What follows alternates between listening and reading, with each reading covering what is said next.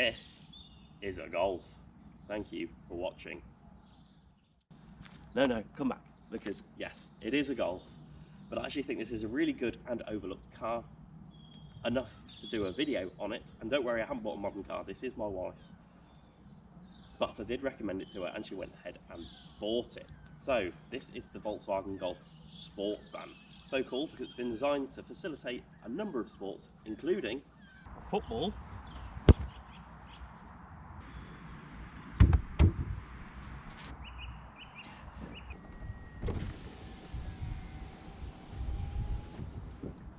badminton, and of course, golf. Just kidding. Of course, I'm being daft. And it wasn't even called the Sportsvan in the UK like it was in continental Europe. It was called the Golf SV. I'm guessing that VW UK decided that sports had different connotations, even though it's one of the most used and abused terms in the automotive industry, ranging from anything on a Passat with slightly larger alloy wheels to a smaller version of a Land Rover. I'm talking of the Discovery, if you're not didn't catch that reference. And van has connotations with a commercial vehicle being hoomed up and down your estate delivering parcels, so they went with Golf SV. This is a replacement to the Golf Plus, which was a semi-MPV version of Mark 5, Mark 6 Golf. This now based on the Mark 7, and I'll go on to why I'm referring to this as a semi-MPV. So this was launched around the time of the Golf Mark 7, around 2014, 2015, and it's a bit of a rare sight in the UK. Not super rare, but a lot more rare than it is in Europe, and it's a car that Volkswagen decided not to replace with the Golf 8. So what makes this an MPV compared to the standard Golf, especially as it's got the same number of seats? Well, it's about making more space without making the car that much bigger. And the way they essentially do that is making the occupants sit higher and more upright. So you sit higher than you do in a standard Golf, and that means you need less legroom in the X direction. You can then move the occupants further forward, which then gives more space in the back in terms of the legroom and in the boot. And this car is longer than a Golf, but they have also relieved a lot more space. So there's a lot more space than you would get in a Golf, not just 50mm more space. Obviously you've lifted the occupants, so then you have to lift the roof, which makes the car taller than a standard car, and you've moved them further forward, so you then have to move the windscreen position, and then that gives you a more upright windscreen, and then it gives you this shorter, steeper bonnet, and essentially you then get the silhouette of an MPV. It's a clever way, really, of trying to relieve more space without making the car that much bigger, but then you do get this sort of compromise with the styling, and that's obviously fallen out of favour. Okay, so let's quickly talk about the styling. Before I do, I'll just make clear that this is the facelift model, which came out roughly when they facelifted the Golf Mark 7, and I'll talk about what some of the changes are as I go around the car. The styling is pretty much as per the Golf Mark 7 and the Touran Mark 3, although there is no common panels between this and the Golf Mark 7. Round the front, you've got these angular headlights, which are joined by the standard VW grille, and it's quite angular around the front. The headlights are different on the facelift. You've got these LED DRLs, and on the GT model you've got LED fibre optics, which really sort of make it look a bit more distinctive. There is a new front bumper, which is a bit more angular, with some more triangles on it, and they've relocated the radar, which was located in the centre of the grille and is now behind the badge, which is why the badge looks a bit funny. It's not three-dimensional, it's sort of like a two-dimensional graphic. And the radar is used for the autonomous emergency braking, the adaptive cruise control, and the front collision alert, which this car has, and it just tidies up the front of the car a bit. Obviously the bonnet's steeper because it's an MPV and it's a taller car, so it does look a bit different to the standard Golf, but it's a fairly inoffensive looking car. So around the side it's obviously more different to the standard Golf because it is 50mm longer, it is taller, and it is a lot more upright at the back. There isn't really too much to say about the side, they haven't really bothered, to be honest. This car does have roof rails, which the mid-spec SE cars got, which this is. The S standard car didn't get them, and the GT got them in satin silver, which do look a lot better. And it also got a silver window surround, which does make it look a bit more expensive. There are door-mounted wing mirrors, which make visibility a bit better, and the windows are very low, and you get this rear extra window which you don't have on a Golf. So it is noticeably different to the standard Golf, but there isn't really too much to say. So the styling around the back is quite similar in concept to the Mark 7 Golf, and again it's not particularly exciting. You have still got a bit of angularness to the boot lid and to this bumper, and you have got an attempt on something that's supposed to look like exhaust finishes. It's just a bit of a recess here and again in the centre, which might look like a diffuser.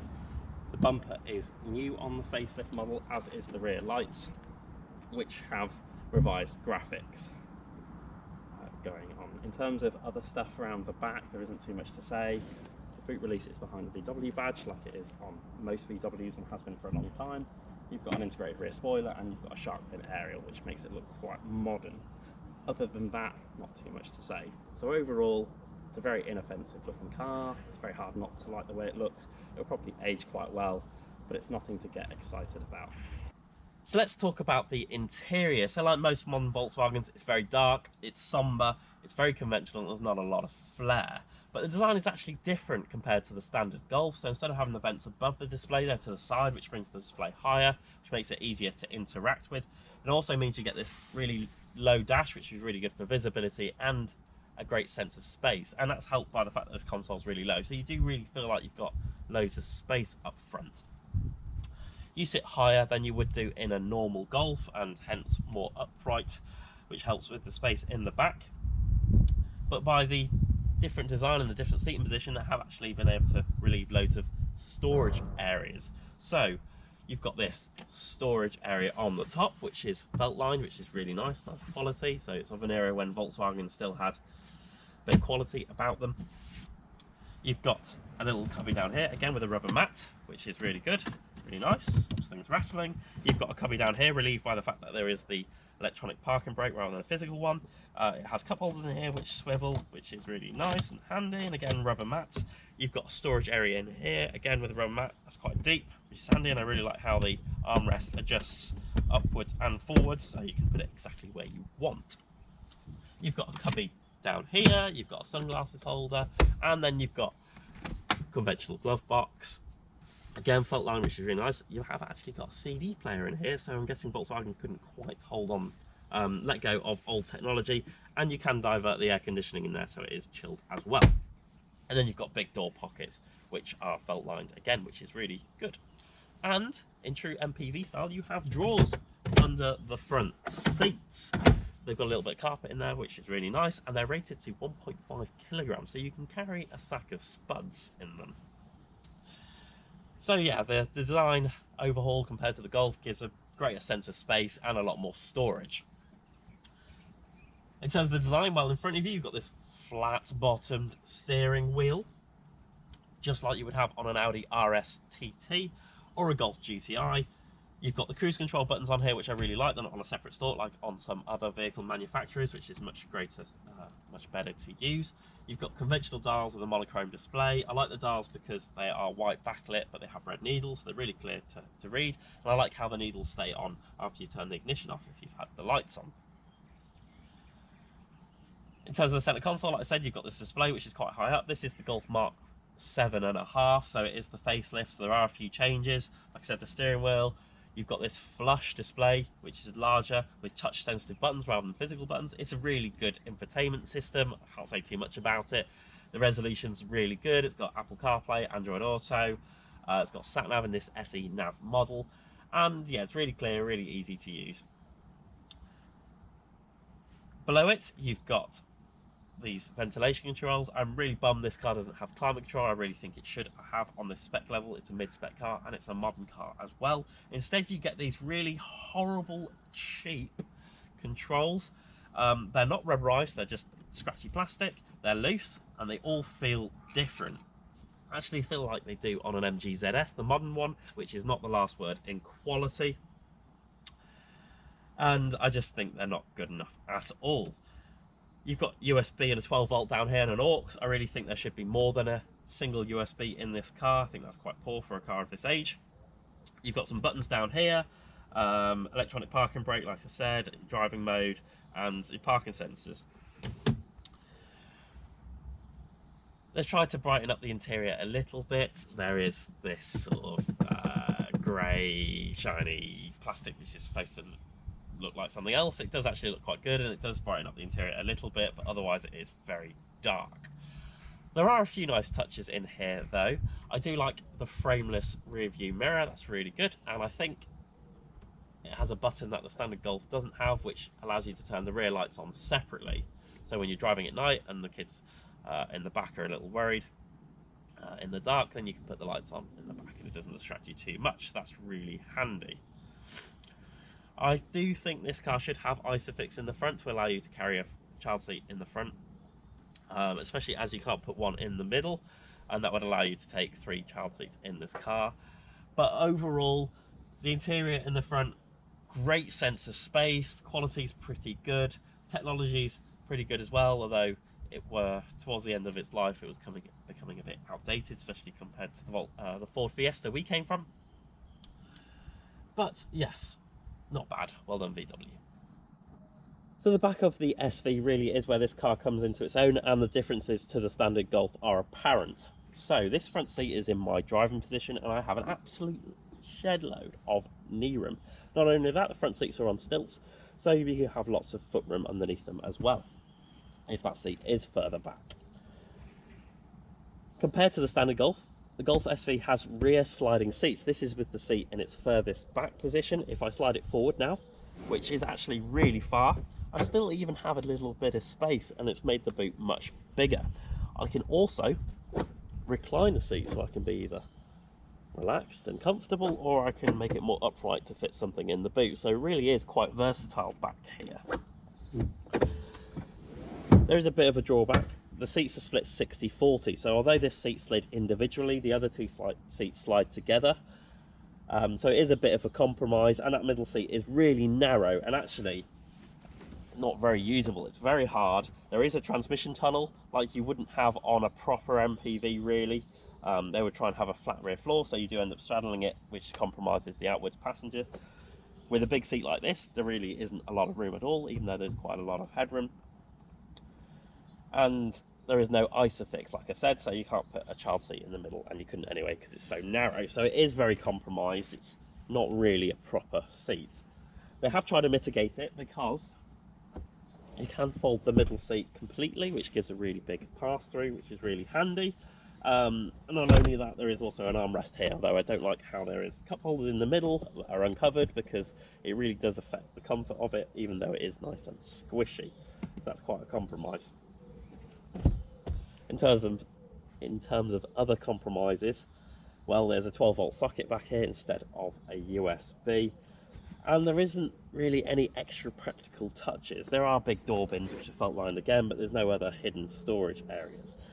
You do have tables like you would have on a Mark 1 Scenic, which I used to own, which is great, but you don't have to put much effort on it to make it fold, so it's not really handy if you're using it for drawing, for example. They do fold very easy. But really, it's the space back here which dominates everything. It is so spacious. This car would make an excellent taxi. The doors open really wide. The ISOFIX are really easy to get to if you're putting a child seat in, and because there's so much space, you don't have the issue of kids kicking the back of your seats. The windows are also really low, which really helps to see out of, and there's lots of glass back here, so it does feel really light, although it would be much lighter and much nicer with the glass roof, which was only available on the top spec car. I do really think for a family orientated model like this, I would have expected either privacy glass as standard in the back, or blinds that fold out the door like they do on my Velsatis. I do think that's a bit of a compromise. So overall, lots of space, but I do think as a family oriented car, there's a few misses. The transmission tunnel is quite high, the middle seat is quite compromised, and there's not a lot of practical touches in terms of additional storage, and like I said, the rear windows. Now let's go around the back and see what that means for the boot. So the boot is actually really spacious and really versatile. In its configuration, given the most volume, it's actually just shy of a Golf Estate, so it is a really big boot, but that doesn't give you the full picture. The boot is really deep, which allows you to put a lot of stuff in underneath the parcel shelf, so you don't have to take it out, things like prams. And that's not at the expense of a spare wheel, because it still has a space saver spare wheel underneath. On most modern SUVs, are crossovers. The boot floor is actually really high. I think that's probably because they're package protecting for a rear differential, maybe for four-wheel drive. But this does have a really big, deep boot. And the boot floor's been designed to be on 2 levels. So that gives you a flat load lip here. But you can also fold the seats or adjust the backrest with this tab here. I'll push that down, and that gives you a flat pass-through into the cabin as well, which is really handy.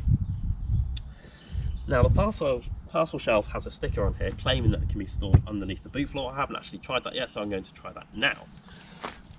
I do like how the little parcel shelf ropes have the little bungs on, which allows the ropes to pull through. That's a VW example of quality. So the parcel shelf pulls out like this. It says that if I rotate it around this way, would you look at that? It does, with a lot of fumbling, and I'm probably not going to be able to get it out now. Oh, there you go. Right, let's put that over there. So, really big boot. As you can see, I've got the seats folded, and there's lots of space, and I can adjust the backrests like so, which makes the boot bigger.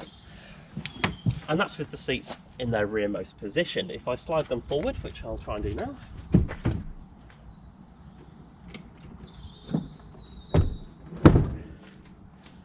you can really see how much more space there is back here.